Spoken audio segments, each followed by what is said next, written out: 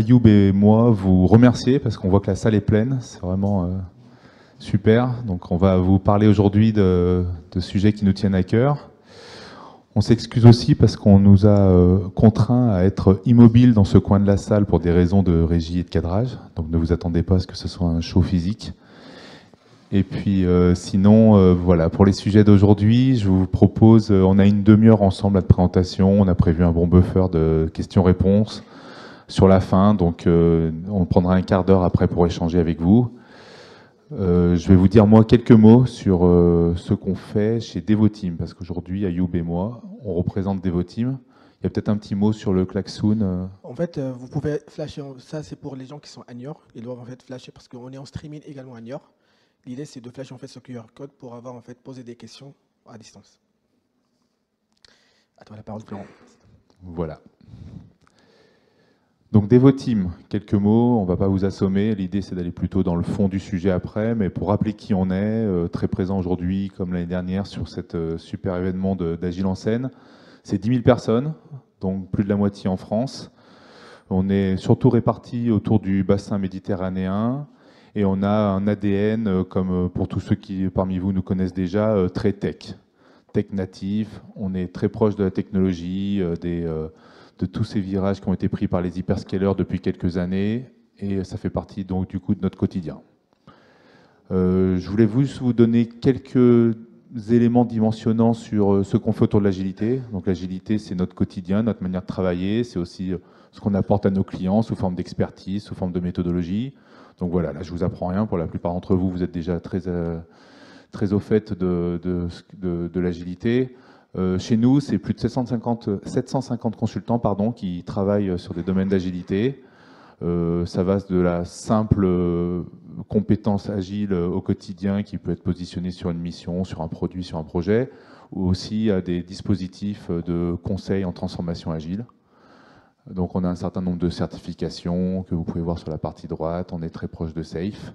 Et on a la grande chance d'être cette année un partenaire Silver, un partenaire Platinum pour l'organisation d'Agile en scène. Cool. Et le sujet d'aujourd'hui, ça consiste en fait de répondre à la question fondamentale, c'est est-ce qu'on peut gérer des produits et des projets IA au mode agile?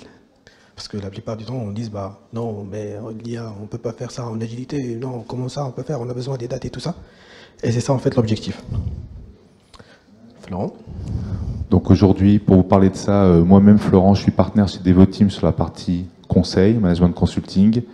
Et en tant que partenaire, je m'occupe de grandes transformations dans différents secteurs, notamment les grandes banques françaises, auprès des directions du digital et des DSI. Et on propose d'aider à la gestion du portefeuille de produits. On en reviendra plus tard sur ce concept. On cadre des produits en amont, on fait des stratégies digitales.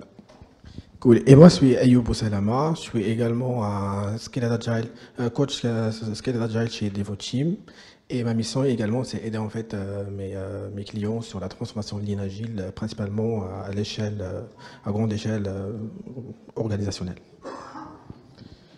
Alors, ces derniers temps, on était bombardé par autant d'informations concernant l'IA, ChatGPT, ils vont remplacer l'humain.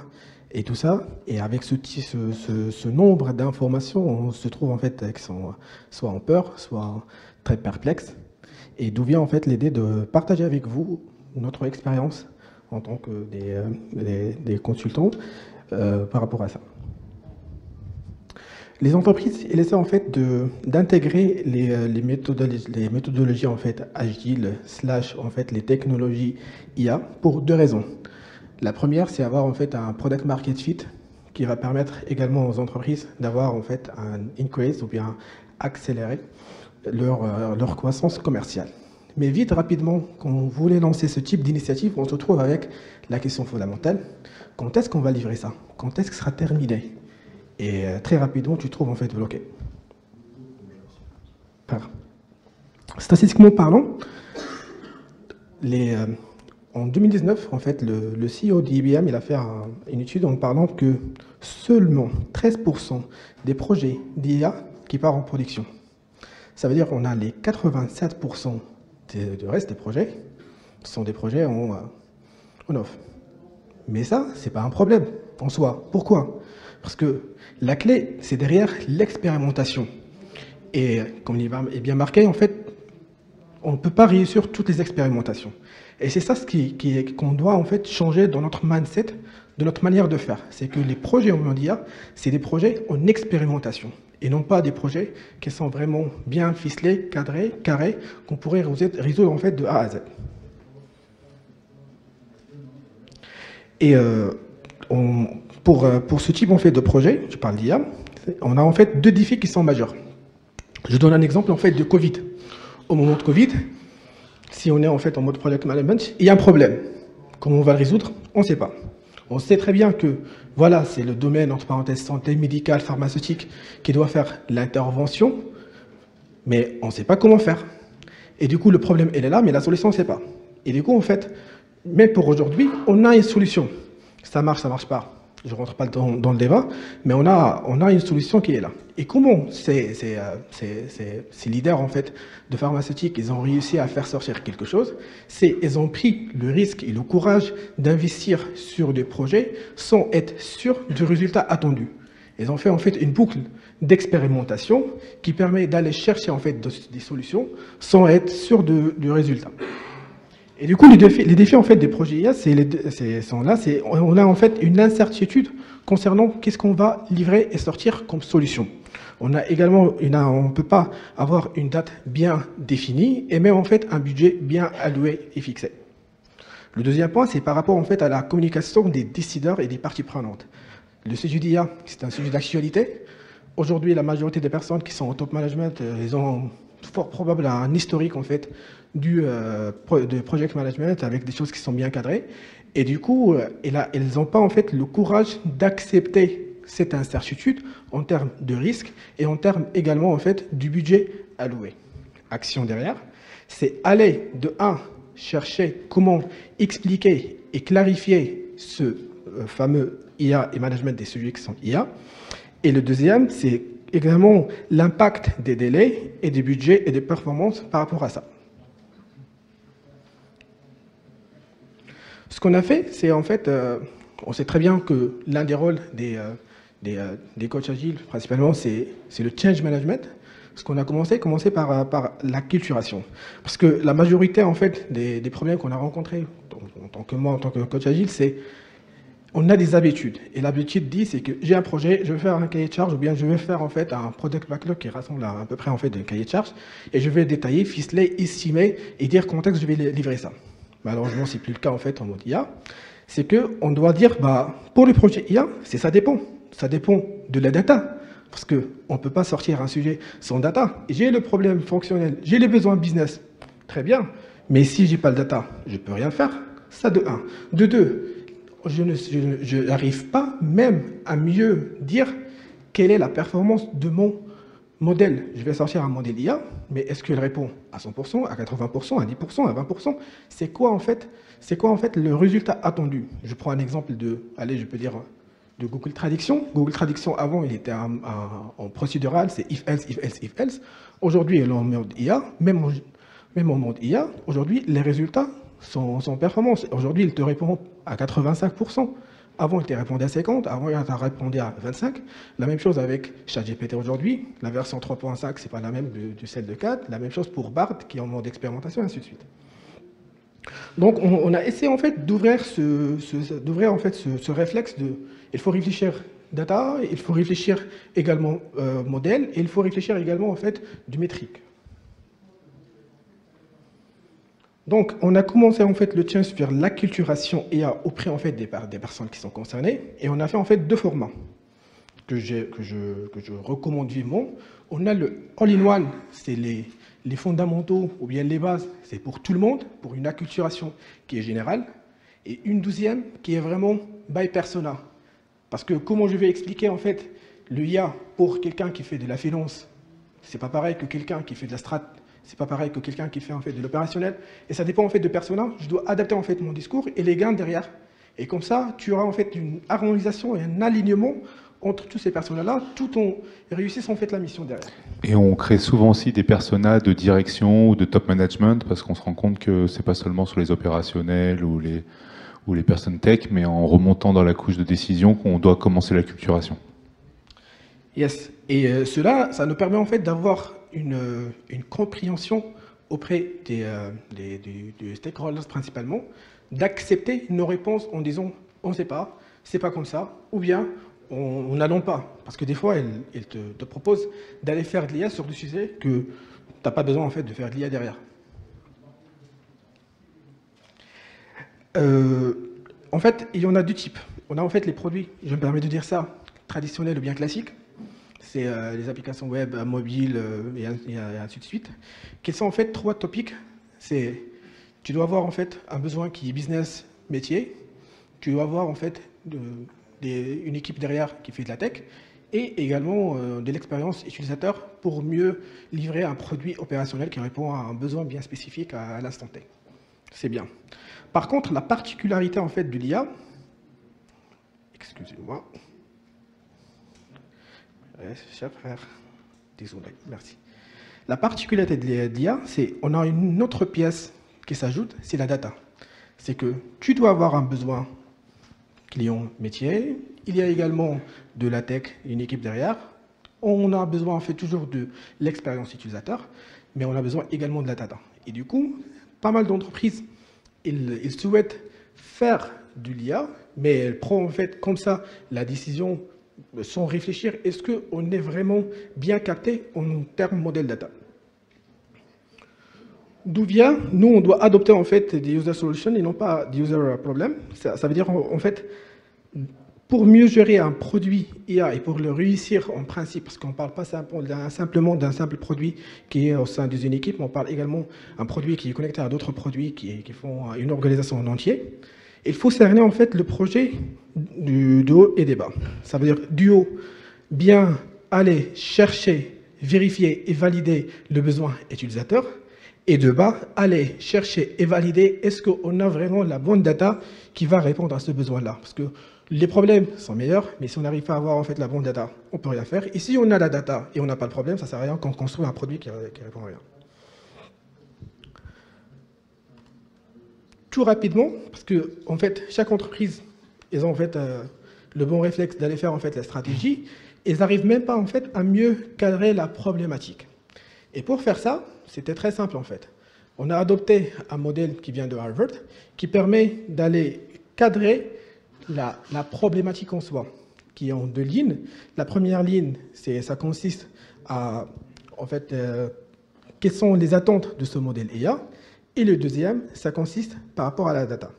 On parle de la prédiction, on parle de le judgment, on parle des actions qu'on va attendre et de l'outcome qu'on attend en fait de tout ça.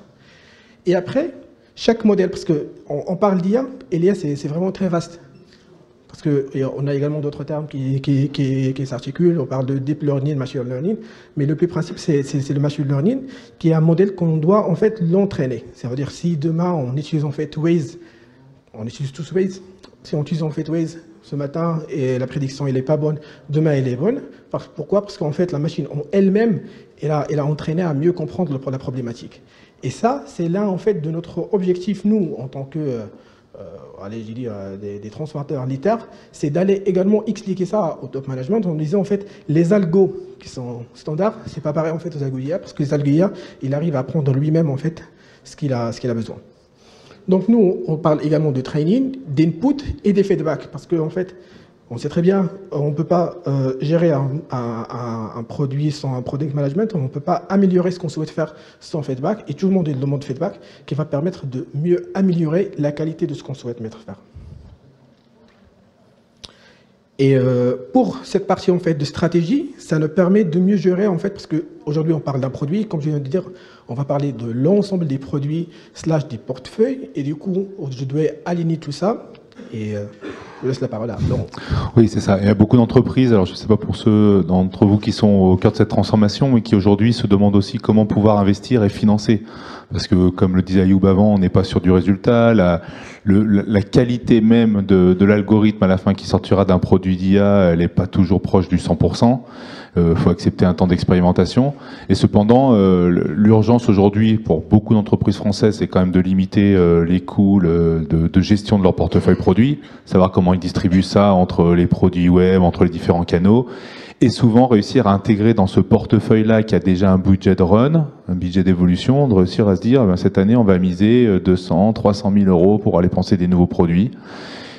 Donc tout ça, nous, on arrive à le porter chez certains de nos clients avec un bon Lean Portfolio Management. Donc ça, c'est un sujet, j'ai repris pour illustration ce que nous propose Safe, mais l'idée, c'est vraiment de se poser aussi bien dans la gestion des budgets, mais que dans la gestion de l'organisation, le fait de synchroniser ça avec les PI Planning, d'être constamment dans la capacité d'allouer, de dédier une partie de l'effort, une partie du budget sur ces nouvelles lignes produits qui vont nous permettre donc de pouvoir incuber l'innovation. Et on s'est rendu compte que le LPM était quand même une vraie réponse à ces personnes qui avaient du mal aujourd'hui à injecter, à saupoudrer sur, en ce moment, tout le monde a envie de tester son chat GPT ou son Secure GPT pour voir comment le mettre à disposition de telle ou telle typologie d'utilisateurs.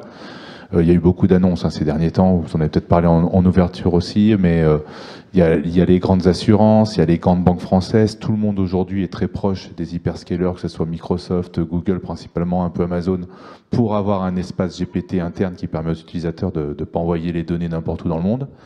Et donc pour ça, il faut quand même pouvoir le gérer par rapport à un run, à un legacy, un ensemble de projets qui sont déjà en train de partir. Et donc je pense que le LPM, enfin notre recommandation, c'est de vraiment utiliser cette gestion très lean de votre portefeuille pour pouvoir, cycle après cycle, mesurer et contrôler les investissements que vous faites sur cette innovation en intelligence artificielle. Cool. Merci beaucoup Florent. Et par rapport en fait à ce Lean Portfolio Management, l'un des points que j'aime en fait dans son framework, c'est l'optimisation du budget ou bien le budget participatif. Ça veut dire que via le Canva et via le LPM, des fois, on peut prendre la décision de ne pas aller sur un sujet et prendre en fait le budget de ce sujet-là, de le faire, je ne sais pas, dans la qualité, dans l'automatisation, sur d'autres sujets en fait de recherche et développement, et on essaie en fait d'optimiser le budget ou bien de faire le budget participatif pour d'autres produits qui sont à côté, qui auront besoin en fait du budget. Et du coup, on a en fait les équipes derrière, toujours en fait le business, il dit, bah voilà, moi j'ai une idée, ou bien le PM, il dit, bah, on a une idée. Et moi, malheureusement, quand je suis arrivé chez mon client, j'ai trouvé qu'ils ont... T'as failli le citer, hein, mais t'as pas le droit. Attention. Non, donc, ce que j'ai trouvé, c'est normal, parce que moi je suis là pour résoudre les problèmes et les aider à les résoudre. Ce que j'ai trouvé, c'est en fait par rapport au temps consacré au MVP. Tu trouves un MVP de 7 mois, de 11 mois, de 1 an des fois. Oui, on fait de l'IA, mais c'est parce qu'on ne sait pas, ça va prendre 1 an. Merci. Mais est-ce que tu as testé déjà l'hypothèse? On a une hypothèse, tu peux le tester rapidement. Tu n'as pas besoin en fait d'1 an ou bien de 5-6 mois. C'est pour ça en fait, on doit commencer par une hypothèse, valider l'hypothèse rapidement. Ça n'a pas besoin, on peut poser en fait les bonnes questions. Des fois, on constate que certes, il y a le problème, mais il n'y a pas de lien en fait en place. On doit faire ça avec une simple équipe qui fait en fait de mobile et peut résoudre le problème. Parce que en fait, pour faire, entre parenthèses, l'IA, tu as 2 points. Soit tu vas construire un nouveau produit, soit tu vas ajouter une nouvelle feature dans un produit existant qui a en fait de l'IA. Et du coup, c'est dans ce contexte que si on va faire seulement une simple feature et le produit est déjà existant et l'IA n'a pas de la place, à ce moment-là, je peux le faire simple et je valide l'hypothèse et ça passe rapidement. Je parlais tout à l'heure en fait de la data, qui est très important, et je parlais également de MVP, mais il y a en fait un autre sujet qui est très important, qui nous a permis d'accélérer rapidement, de prendre les décisions, c'est le MVP, c'est le Minimal Viable Data. C'est que avant de commencer à un sujet quelconque pour faire le MVP, pour faire le prototype, pour faire ce que je veux, je dois valider déjà le minimum de la data. Moi, je travaille dans un contexte, je peux citer international, retail. Je ne vais pas en faire le modèle pour tous mes utilisateurs, mais je vais choisir, par exemple, Nice, dans un magasin bien précis, avec le data que j'ai, je vais travailler le modèle sur ça. Je construis ce que je veux faire, je valide le résultat, est-ce qu'il est attendu. Si oui, je vais ouvrir un petit peu pour la région Sophia Antipolis. Si c'est OK, je peux tester le modèle dans, je sais pas, dans Île-de-France et ainsi de suite. Et si c'est OK, je pars à un autre continent, bien un autre pays. Mais je dois valider en fait le besoin de data que j'aurai besoin parce que c'est ça en fait qui va lancer la suite de mes itérations. Et du coup, en fait, on a une organisation, des fois, on trouve des data scientists qui sont mixés avec des data engineers, qui sont mixés avec des back front, avec des, je sais pas, des personnes qui font des tests. Et chaque organisation, elle a le choix de faire son organisation. Mais le plus important, c'est quoi, en fait, la place des équipes IA dans l'organisation en entière. Le plus important, c'est avoir... Moi, entre parenthèses, je peux même dire que je permets de dire ça, je m'en fiche un petit peu de la place, mais ce qui compte pour moi, c'est l'alignement de l'orga et du fonctionnel. C'est que si j'ai une équipe, j'ai un lab IA, ou bien j'ai une équipe qui est indep, ou bien j'ai une équipe qui est au sein d'une équipe, ce qui est important, c'est que nous, on ne travaille pas pour une seule équipe, mais on travaille pour toute l'organisation. Donc, je dois avoir un alignement des organisations, que ce soit pour l'abus dont je travaille, ou bien avec laquelle j'ai des connexions et des dépendances, et également en termes d'infra, parce que des fois, moi, je veux faire en fait de MLOps, SysOps, ou bien de MLOps, oui, je veux faire de MLOps, mais l'équipe avec qui je dois m'aligner et n'est pas prête pour faire ça, à ce moment-là, je trouve des difficultés à faire ce que je veux, ou bien à accélérer le outcome de ce que je souhaite avoir. Et pour moi, ou bien pour mes équipes, ça c'est un problème. Donc on cherche toujours en fait à avoir un alignement orga et technique. Parlons d'agilité, les avantages, ou bien ce que je peux confirmer et valider, ce qu'on a gagné en fait par rapport à ça, c'est que on a, bien sûr, après validé et coché la case des stakeholders et les décideurs, je pars aux couches produits et équipes. On a en fait une adaptabilité au changement. On peut itérer très rapidement, pas des MVP de 12 mois. On peut communiquer en continu. Je parle pas seulement entre nous, mais également avec les vrais users, parce que vous voyez juste après quels sont les users et les customers. On peut mieux gérer en fait le risque parce qu'on ne sait pas où on est en train d'expérimenter. Rappelez très bien, on est en train d'expérimenter. Du coup, on doit sûrement avoir des changements. On peut livrer rapidement des valeurs et finalement, on va avoir en fait l'engagement des équipes. Et l'équipe, ici, ça veut dire l'équipe avec qui on travaille, mais également les autres équipes qu'on aura besoin. Rapidement, ce qu'on a fait, c'est un Gemba Walk, que vous connaissez tous en fait, en mode lean. J'avais en fait mon équipe qui fait en fait data science, data analytics, data engineer et même le product manager. On travaille sur un besoin que nous, on n'a jamais en fait. On était dans le contexte. Ce qu'on a fait, c'est aller chez les magasins, aller dans les chaînes de distribution, aller dans les usines et tout ça, pour avoir le vrai contexte, pour mieux comprendre le contexte. Et ça nous permet en fait à mes data scientists, data analystes et même le product manager de collecter des données qui sont précises. Parce qu'on peut avoir en fait des données de la part du directeur de MAG qui va communiquer ça au product manager qui va nous communiquer ça. Mais nous, dans le terrain, on peut avoir en fait d'autres informations qui va nous aider, par exemple, super bien sur ce qu'on souhaite faire. On peut identifier les variables, on peut valider le modèle si ils sont en mode bêta. Et l'engagement de l'équipe terrain, il voit comment nous, on travaille, qu'est-ce qu'on va apporter pour eux, et du coup, eux, ils vont travailler également pour nous. Parce que, n'oublions pas, dans les modèles IA, on a toujours besoin de data. Et si cette personne-là, qui fait du stock, qui fait de warehouse, qui fait de supply chain, elle ne rentre pas la bonne data de qualité, on va avoir rien, ou bien on va avoir des modèles qui sont vraiment à côté. Et on est toujours dans un réflexe qui est d'amélioration continue. On n'a pas choisi Scrum pour plusieurs raisons, parce qu'on ne peut pas définir en fait un sprint goal en 2 semaines, ou bien en 3 semaines, ou bien même en 1 mois. Et le choix qu'on a pris, c'est d'aller faire en fait le Kanban, parce qu'on a beaucoup de variables et on a beaucoup en fait de changements. Et on a essayé d'être en fluturé avec le board que je présente. Et l'utilisation de Kanban, elle a permis en fait l'équipe d'avoir en fait son autonomie et son espace. Il a trouvé son espace d'aller mieux gérer le sujet, parce qu'on recrute les bonnes personnes. Parce que l'IA, derrière, c'est data scientists, data analystes, c'est des personnes qui sont quand même, ils ont un degré d'intelligence qu'ils savent faire. Et je reviens sur ce qu'il y a des Steve Jobs, c'est qu'on recrute des personnes intelligentes pour nous montrer comment faire, et non pas l'inverse, de recruter des gens en leur disant quoi faire. C'est pour ça, en fait, on a essayé de donner l'équipe l'autonomie, donner l'équipe le pouvoir de choisir et de valider et même de prendre de certaines décisions qui va permettre d'aller accélérer rapidement le travail et apporter également un travail de valeur.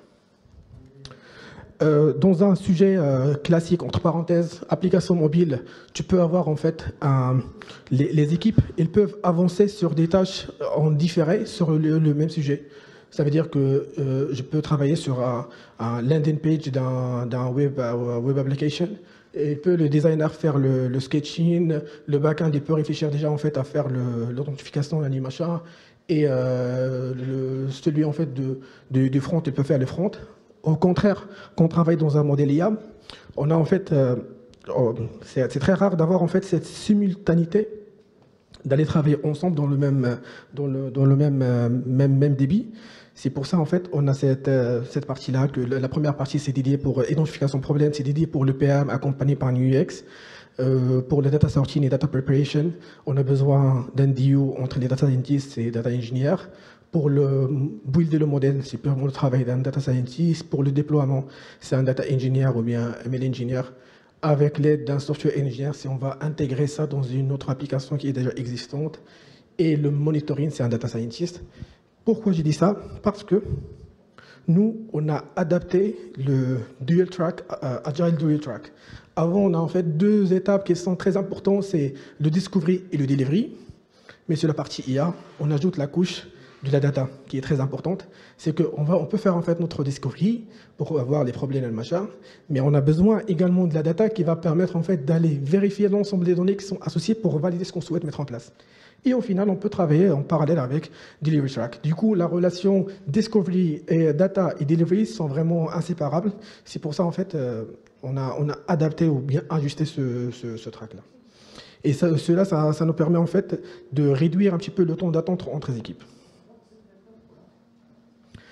Très rapidement, parce que je vois l'heure qui passe, on a essayé de faire ça avec le non-estimate, parce qu'on s'est trouvé qu'on cherche, en fait, d'aller livrer de la valeur et non pas aller chercher en fait des estimations. On n'est pas une factory d'aller dire bah, oui, top, on a fait 120 story points pour 80 tickets. Ça peut marcher pour d'autres, je ne dis pas le contraire, mais pour nous, on cherche de la valeur parce qu'on a un niveau d'incertitude qui est super élevé. Et ça permet également d'aller prendre le plaisir d'adapter avec le contexte et faire le focus sur la valeur.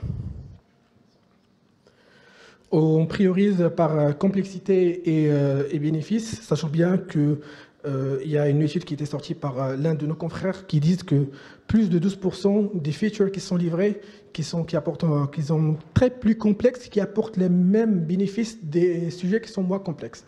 Donc on essaie toujours en fait de faire ce matching complexité et valeur ajoutée. Certes, des gens ils disent bah oui, on peut faire le product management dans l'IA. Oui, c'est vrai, on peut le faire.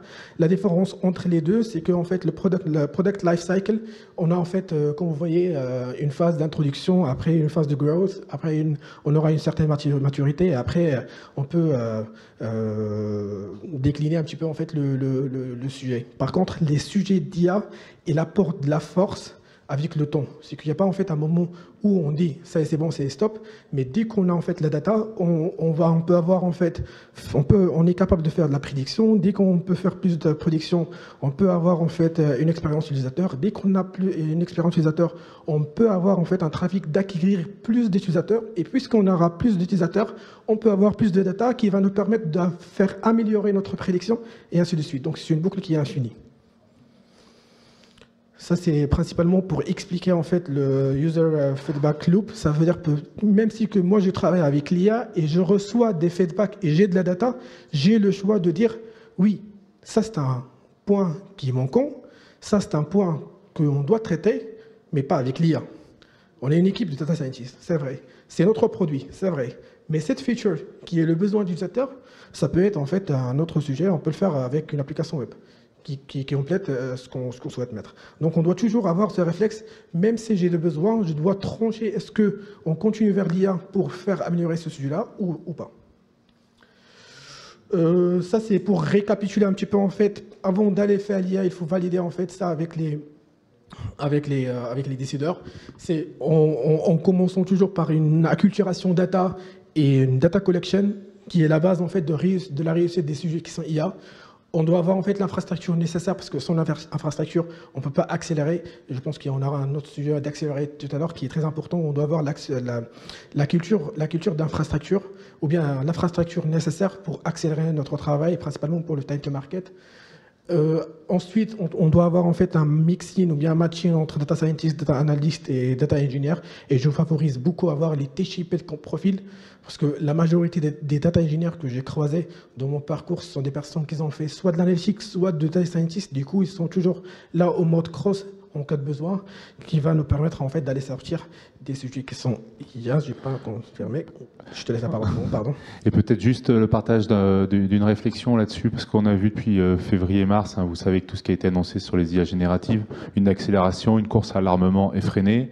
Donc les directions générales de nos groupes, de toutes les entreprises veulent absolument produire, expérimenter. Donc on a été un peu vite. Donc aujourd'hui, on est rentré dans une ère où ça stabilise un petit peu. On voit de plus en plus de projets sur le marché d'acculturation, de training, de mettre à disposition des solutions un peu sécures pour les employés.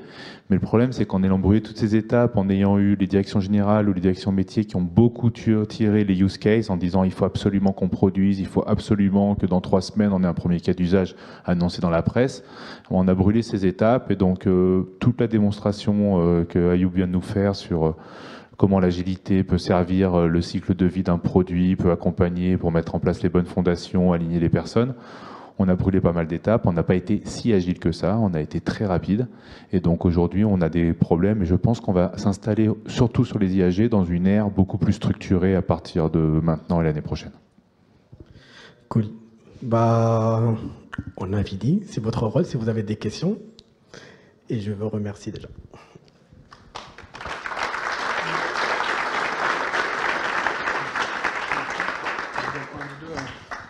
Sauf si lui, là. Ouais. Non, c'est bon. Oui, bonjour, j'aurais une petite question.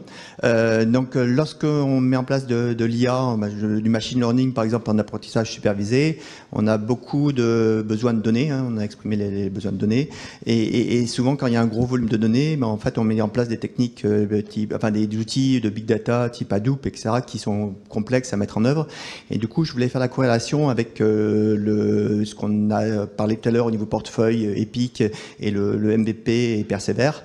Et ma question est, est-ce que vous mettez en place pour l'apprentissage, le choix du modèle et l'apprentissage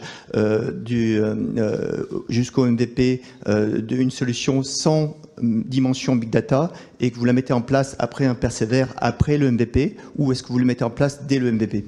Bah en fait, merci beaucoup pour votre question. On met en place le MVP avec les bonnes données. Parce qu'on prend un échantillon tu parles de LPM ou bien tu parles en fait de MVD?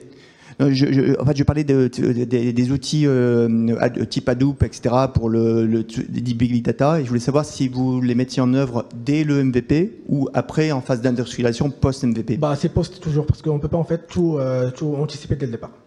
On fait ça en fait en post. Tu veux ajouter? Je confirme. Après, je pense qu'il peut y avoir des exceptions où des gens le font dans l'anticipation, mais au début, MVP, par rapport au challenge d'aller vite, de prouver la valeur, on va plutôt le faire sur des données fake, des données qu'on va bricoler, et toute la Hadoop et la production du Big Data qui va entraîner les modèles, ça on le fait après. Ok, merci beaucoup. C'est ce que je pensais aussi, mais je voulais confirmation. Ça marche. Merci. Si quelqu'un a fait autrement dans la salle, on veut bien un témoignage pour nous prouver. Il y a monsieur ici.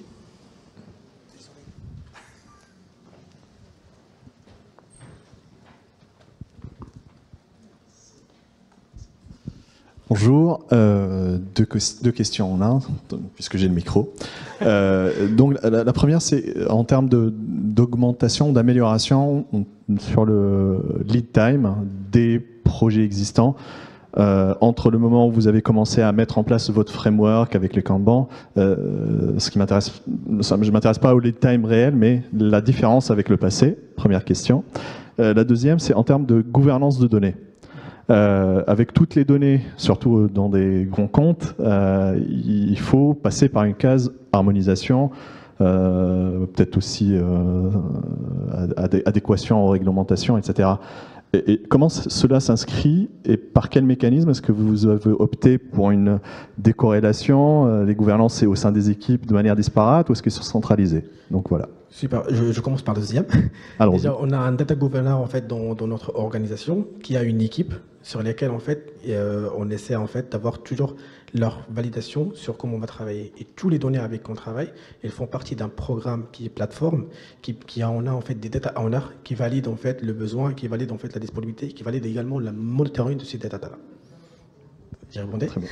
Cool. La première, c'est par rapport au lead time. Oui. Alors, concernant le lead time, en fait, malheureusement, on ne peut pas en fait le mesurer. Parce qu'en fait, le contexte est différent. Parce que des fois, tu as une feature que tu peux sortir en une semaine, d'autres que tu peux le sortir en fait en 3 mois.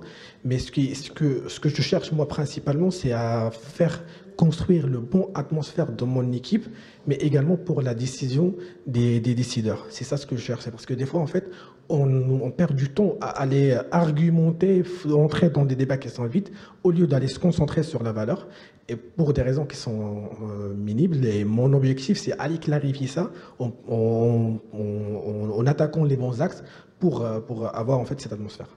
Mais pour les thèmes en fait en sujet hier, je pense qu'il est super méga difficile parce que ça dépend du contexte. Des fois, j'ai un lead time, je peux le dire par exemple de 3 semaines, mais juste après, j'ai un besoin et j'ai pas de data.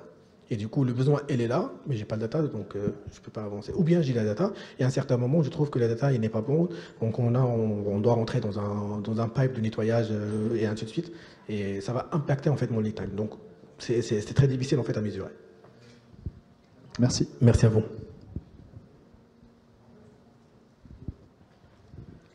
D'autres questions? Est-ce que c'est clair déjà? Cool. Il y a monsieur ici. Je vais faire simple. Merci. Je rebondis sur la question du lead time. Je comprends que vous n'avez pas de lead time, donc c'est plus difficile de se projeter sur une date de delivery potentielle, etc. On sait une des difficultés de l'IA et des projets que vous menez. Du coup, comment est-ce que vous arrivez à gérer les dépendances avec les autres équipes qui vont développer les softwares, par exemple, qui vont utiliser vos algorithmes et rendre l'expérience client bénéfique?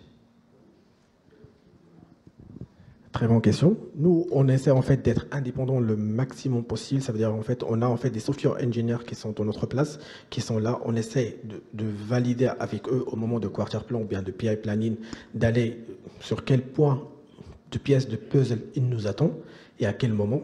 Mais il ne doit pas avoir en fait une dépendance forte. Ça veut dire que nous, on est en feature, en toggle feature. C'est que on peut, l'équipe software engineer, travailler sur le sujet. Elle est dispo, mais elle n'est pas activée. Au moment où nous, on est bien présent, à ce moment-là, on peut l'activer. On ne fait pas l'inverse. C'est à eux, en fait, d'activer ou ne pas activer sur quoi ils travaillent, au lieu de faire l'inverse, de nous attendre, parce que nous, on n'a pas, en fait, une date qui est bien précise. Au contraire, on d'eux, qu'ils ont, en fait, une planification qui est bien idéale que nous. Est-ce que vous arrivez à donner des indices de confiance, quand même? Bah, bien sûr, en fait, nous, on favorise toujours la communication avec l'équipe avec qui on travaille, ou bien les équipes avec qui on travaille, en nous donnant, en fait, un espoir à quel moment on pourra livrer des éléments, mais l'objectif qu'on demande, ou bien l'indication qu'on demande à ces équipes-là, c'est vraiment ne pas nous attendre à fort, mais plutôt en fait de travailler sur leur sujet et ne pas l'activer au moment où on a la confiance en disant, bah voilà, dans 3 semaines, on sera ready. À ce moment-là, on demande en fait de l'activer, on insère là-dessus. Mais c'est vraiment très rare en fait ces dépendances, pour notre contexte en vrai. Merci beaucoup. Bonjour, du coup, je rebondis sur la réponse. Allez, en fait, bon. oui, c'est le sujet du lead time, évidemment. Mais culturellement, comment vous le faites dans l'entreprise? Qu'il y ait des équipes qui soient drivées par le lead time, par le delivery, par les objectifs de la visibilité, et en même temps, ils doivent travailler avec vous sans vraiment travailler avec vous, compter sur vous sans vraiment compter sur vous. Comment ils le vivent, les collaborateurs qui sont dans l'autre monde? C'est très simple, en fait. C'est question, en fait, d'ouverture d'esprit des décideurs, en disant, voilà, vous devrez accepter ça. Ça de 1. De 2, moi, il n'y a pas en fait une dépendance forte avec moi. Pourquoi? Parce que tu vas faire cette feature pour moi, pour mon sujet. Mais toi, ta mission, c'est faire sortir cette feature pour ton équipe. Si ton équipe a fait le travail, il n'a pas à l'activer. Le reste à faire, c'est pour moi. Donc, le lead time, il n'est pas impacté pour ce que je fais. On doit découper un petit peu en fait les périmètres en disant, toi tu travailles sur la partie software engineer, tu travailles sur une feature sur laquelle on a besoin en fait de l'IA. Et moi, j'ai pas la certitude à quel moment je vais sortir. Toi, tu dois faire le travail. Et là, il reste seulement la partie intégration. C'est pour ça, en fait, l'un de mes slides, j'ai un software engineer qui est dans mon équipe, qui est là. Et son besoin, c'est faire l'intégration au moment où on est ready. Toi, tu fais, c'est ready. On a besoin d'activer. On va l'activer parce que nous, on est ready. Si on n'est pas ready, elle est toujours cachée. Ça, je le comprends bien en termes de pilotage de projet ou de visibilité, de termes de gouvernance. Mais en tant que développeur sur l'autre projet, comment je fais pour me dire que mon collègue qui est développeur comme moi, enfin, même si c'est sur l'IA, ben, il n'a pas les mêmes contraintes en fait. Qu'on vit pas, j'ai l'impression qu'ils ne vivent pas tous les deux la même chose alors qu'ils ont la même entreprise et qu'ils sont censés... Justement, nous, au moment de PI Planning, on essaie en fait de donner plus de visibilité sur quoi on va travailler. L'équipe avec qui on a en fait plus de dépendance, on essaie de se rapprocher. Parce que en fait, quand on dit les sujets sont vraiment très difficiles à estimer, mais ça ne veut pas dire qu'on va aller marcher aveuglement. On a quand même l'intuition de dire, voilà, ça va prendre peut-être 2 mois et quelques, et on essaie de trouver en fait une plage à quel moment on peut livrer. Si on trouve des difficultés, on alerte l'équipe en disant, voilà, on a un problème de data sur ce point-là, donc ce sujet-là, ça va impacter, ça vient pas de nous, ça vient de X raisons. Si on est dans le même truc, on essaie en fait d'ajuster à quel moment. Ça reste toujours en fait une mission de quelques semaines et non pas quelques mois. Et je vous rejoins sur le point où il faut essayer de lutter contre ce côté passer pour des divas, sortir un peu du cadre et de la contrainte, parce que avec le temps qui passe, la confiance qui s'installe, on arrive à acculturer tout ça, mais c'est vrai que des fois on se dit, en plus c'est des sujets mystiques, des fois les intelligences artificielles que tout le monde ne conçoit pas dans la manière dont ça va apporter de la valeur. Donc on a vite une population qui peut être un peu isolée, et nous on y travaille dans le change et la manière dont on explique que c'est pas parce qu'on est des divas qu'on veut avoir un cadre différent, mais c'est parce que le produit se prête différemment à ces cycles de développement. C'est bon ? Merci infiniment. Une dernière question ?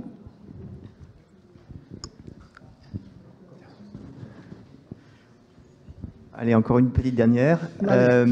En fait, avec des modèles d'IA, pas forcément uniquement intelligence générative, on peut faire des choses, une potentialité qu'on ne peut pas difficilement faire via des algorithmes classiques. Du coup, ma question est comment vous acculturez, comment vous faites émerger les projets, les épiques qui mettre en œuvre toutes les potentialités de l'IA, c'est-à-dire que grosso modo pour des managers, des product managers, etc., qui n'ont pas forcément l'idée que c'est possible avec l'IA, et comment vous acculturez pour faire émerger des nouveaux sujets. Merci beaucoup. Tu veux répondre ou bien je réponds? Ça marche. C'est par rapport en fait à des exemples qui sont concrets.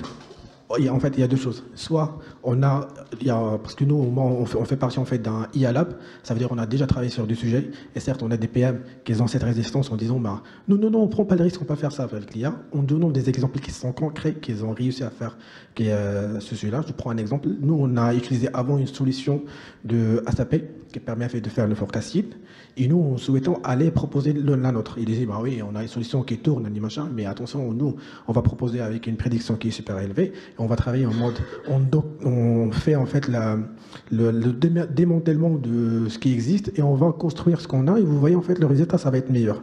Ça de 1. Et est-ce que c'est clair pour cette partie-là?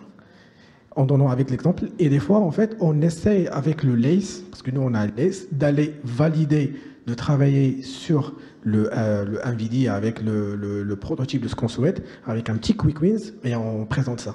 Je donne un exemple qui est concret. Nous, on était dans notre coin, on travaillait sur ce sujet-là, et on avait en fait le customer de l'autre côté, et le PM, il nous remonte toujours que le customer, il n'est pas censé, il ne fait pas la confiance en IA.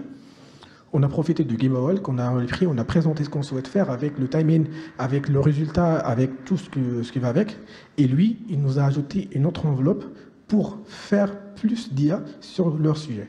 Donc on a gagné la confiance par rapport à l'exemple. C'est clair? Merci à vous. Merci. Merci beaucoup. Les applaudir. Merci. Si vous juste pensez à, s'il vous plaît, à scanner le QR code et à poster votre rôti. S'il vous Voilà, plaît. merci à vous.